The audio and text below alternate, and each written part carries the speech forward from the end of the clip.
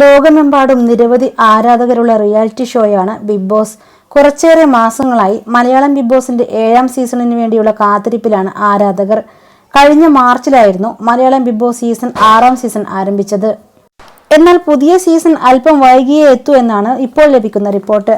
ഷോയ്ക്ക് മുൻപായുള്ള പ്രാരംഭ ജോലികളൊക്കെ പുരോഗമിക്കുന്നതേയുള്ളൂ.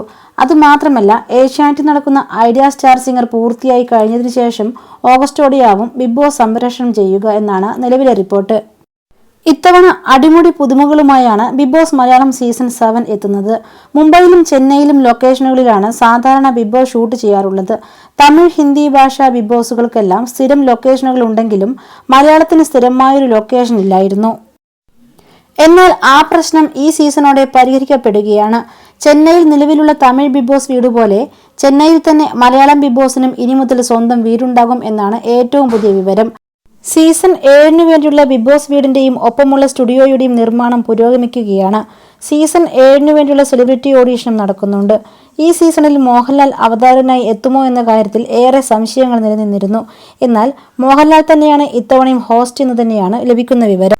പുതിയ സീസണിലെ ഓഡീഷനുകളെക്കുറിച്ച് ഔദ്യോഗികമായി ഒരു വിവരം വന്നിട്ടില്ലെങ്കിലും ഷോയുടെ നിർമ്മാതാക്കൾ ഹൗസിലേക്ക് പ്രവേശിക്കാനുള്ള താല്പര്യം അളക്കാൻ സെലിബ്രിറ്റികളെ സമീപിക്കാൻ തുടങ്ങിയിട്ടുണ്ടെന്ന് ആന്തരിക വൃത്തങ്ങൾ സൂചിപ്പിക്കുന്നുണ്ട്.